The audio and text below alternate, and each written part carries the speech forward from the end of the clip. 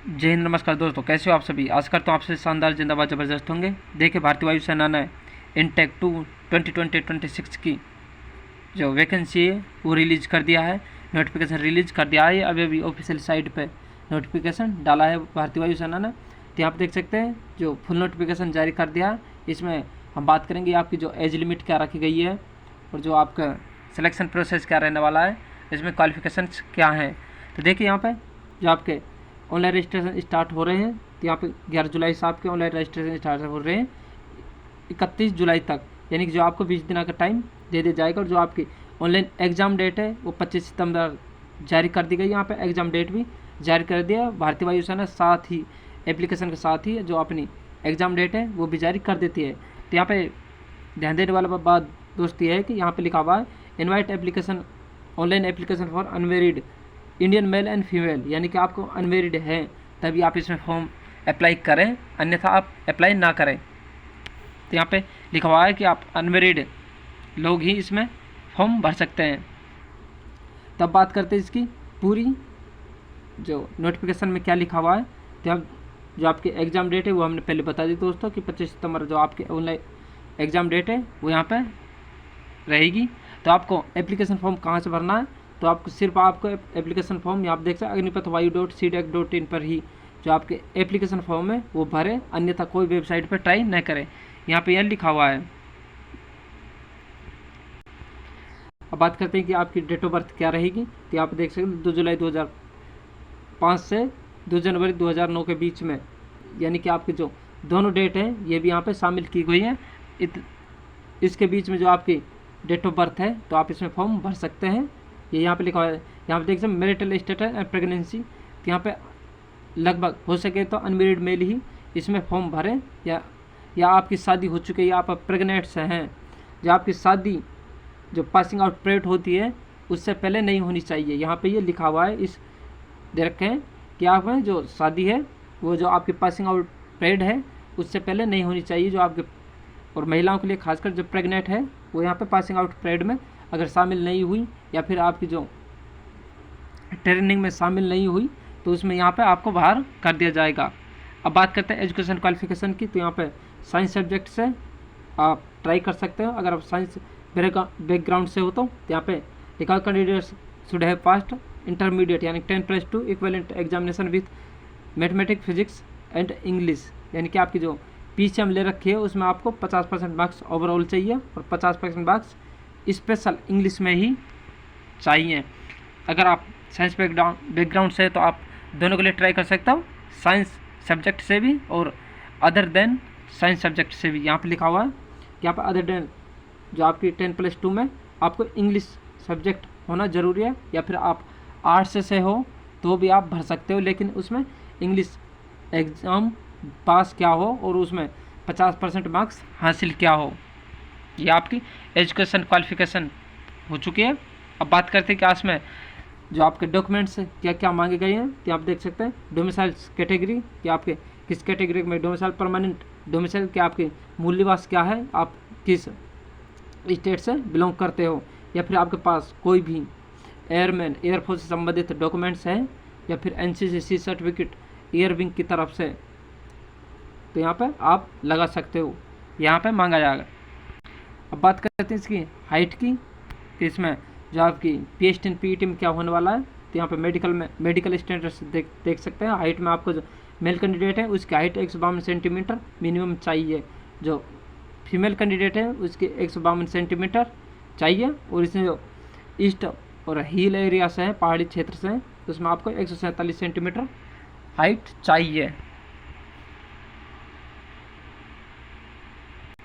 अब बात करते हैं इसकी चेस्ट की। तो आपको जो मेल के लिए आपको 77 सेंटीमीटर कम से कम होना चाहिए और आपको 5 सेंटीमीटर फुलाव के साथ होना चाहिए।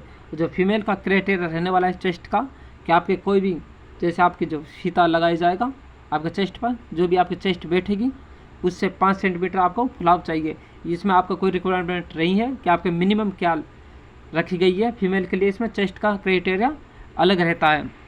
जो भी आपका चेस्ट का क्राइटेरिया है, जैसे आपकी मिनिमम वेट आपकी 76 सेंटीमीटर बैठी या 75 सेंटीमीटर बैठी, तो आपको यहाँ पर 5 सेंटीमीटर फुलाव को चाहिए। और जो आपकी डेंटल स्थिति है वो आपका 14 पॉइंट आपके दांतों के पॉइंट्स दे दिए जाते हैं इसको लेकर यहाँ पे। और आपके विजुअलेंस स्टैंडर्ड्स देख सकते हैं यहाँ पर। विजुअल एक्टिविटी 6/6 की आपकी मिनिमम चाहिए आपको। हाइपरोमेट्रिया नहीं होना चाहिए आपको।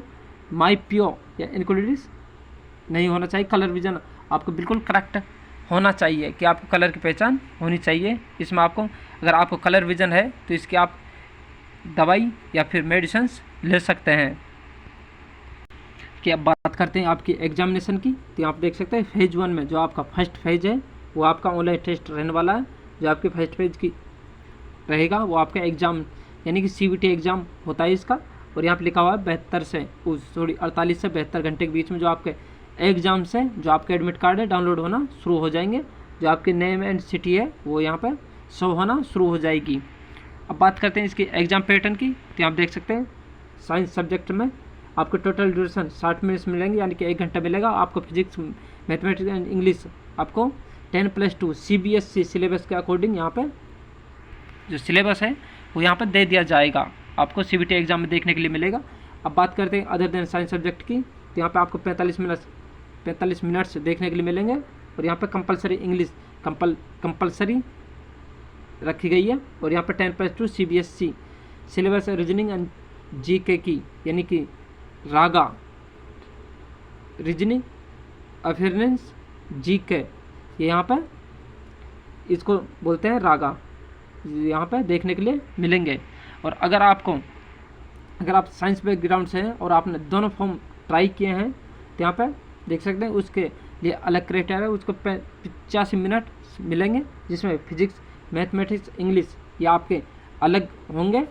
और आपको रीजनिंग और GK के भी कुछ क्वेश्चंस दे दिए जाएंगे। तो आपको यहाँ पर 2 एग्ज़ाम होंगे लेकिन एक ही शिफ्ट में हो जाएंगे वो। उसको लिए अलग से जो दोनों फॉर्म के लिए ट्राई करेगा उसको अलग से जो टाइम है वो यहाँ पर दे दिया जाएगा आपको। एक बगल में कंप्यूटर CBT एग्ज़ाम के बगल में यहाँ पर टाइम चलता रहता है। अब बात करते हैं इसकी मार्किंग पैटर्न की, तो यहाँ पे 1 मार्क्स करेक्ट आंसर के 1 मार्क्स मिलेंगे। और आपने अगर क्वेश्चन ट्राई नहीं किया है तो उसके लिए 0 मार्क्स मिलेंगे, यानी कि आपने अटेम्प्ट नहीं किया है। और आपने अटेम्प्ट किया है तो यहाँ पे और वो गलत है तो 0.5% मार्क्स है वो यहाँ पे डिलीट कर दिए जाते हैं ओवरऑल टोटल से, यानी कि आपके जो टोटल्स बने हैं उसमें के 0.25 मार्क्स काट लिए जाते हैं। बात करते हैं PST एंड PET की, जो आपके फिजिकल स्टैंडर्ड टेस्ट रहने वाला है। तो ये आपका दूसरा सेकंड टेस्ट रहने वाला है फेज 2 में। अब बात करते हैं PFT की, यानी कि फिजिकल फिजिकेंसी टेस्ट, यानी कि जो आपकी 1.6 किलोमीटर के रन रहने वाले विदिन 7 मिनट, यानी कि आपको 7 मिनट्स दी जाएंगी 1.6 किलोमीटर दौड़ने के लिए। और फीमेल के लिए 8 मिनट्स दे दी जाएंगी। इसको क्वालिफाई करने के लिए आपको अगले स्टेज में पहुंचा दिया जाता है जिसमें मेल कैंडिडेट्स ही जाएंगे। आपको 10 पुशअप मारनी है 1 मिनट्स में, 10 सिटअप मारनी है 1 मिनट्स में, और 20 स्क्वाट मारने हैं 1 मिनट्स में, ये आपको। और फीमेल के लिए 10 सिटअप्स 1 मिनट 30 सेकंड, यानी कि 1.5 मिनट का टाइम दे दिया जाएगा। और 15 स्क्वाट मारने के लिए 1 मिनट का टाइम दे दिया जाएगा। ये आपकी फिजिकल्स की बात हो चुकी है। अब इसके बाद जो आपका मेडिकल एग्जाम्स रहेगा उसमें आपके यहाँ पे ब्लड यूरिन और काफ़ी कई डिटेल्स में आपके जो मेडिकल्स लिए जाएंगे। जो आपका लास्ट जो एग्जामिनेशन बचा है, यानी कि लास्ट फेज में ही 3rd फेज होते हैं इसके, वो यहाँ पे दे दिए जाएंगे। अब बात करते हैं कि आपको अप्लाई कैसे करना है। सिर्फ आपको agni.wayupath.cdac.in पर ही यहाँ पे फॉर्म भरना है, अन्य किसी साइट पर ट्राई नहीं करें। तो आपको यहाँ पे 10+2 की पासिंग मार्कशीट चाहिए, 10 की मार्कशीट चाहिए, और आपको डोमिसाइल सर्टिफिकेट भी यहाँ पे बनवा लेना है जब भी आपका फॉर्म भरेगा। तो यहाँ पे जो आपकी एग्जामिनेशन फीस रहने वाली है वो 550 फीस रहने वाली है। ये पूरा अपना एप्लीकेशन फॉर्म के बारे में बता दिया कि कब आपके फॉर्म भरे जा रहे हैं, कब आपके फॉर्म जो लास्ट डेट है वो देखिए, जो आपका फॉर्म की लास्ट डेट है उसका आप कभी ट्राई नहीं करें। हाँ, ज़्यादा ही सिचुएशन ख़राब है तो आप जो लास्ट टाइम में फॉर्म भर सकते हैं, नहीं तो आप पहले ही फॉर्म भर लें, क्योंकि बाद में जो साइट है वो बिजी हो जाती है। इस वजह से काफ़ी सारे बच्चों के एप्लीकेशन फॉर्म्स रह जाते हैं। तो आपको 11 जुलाई का वेट करना है और 11 जुलाई को ही फॉर्म भर देना है। तो आपको अगर वीडियो अच्छी लगी हो तो सब्सक्राइब कर लें एंड ज़्यादा से ज़्यादा वीडियो को शेयर कर दें। तो चलिए दोस्त, फिर मिलते किसी नई बड़ी खबर के साथ। जब तक सावधान रहें, सतर्क रहें। जय हिंद, जय भारत।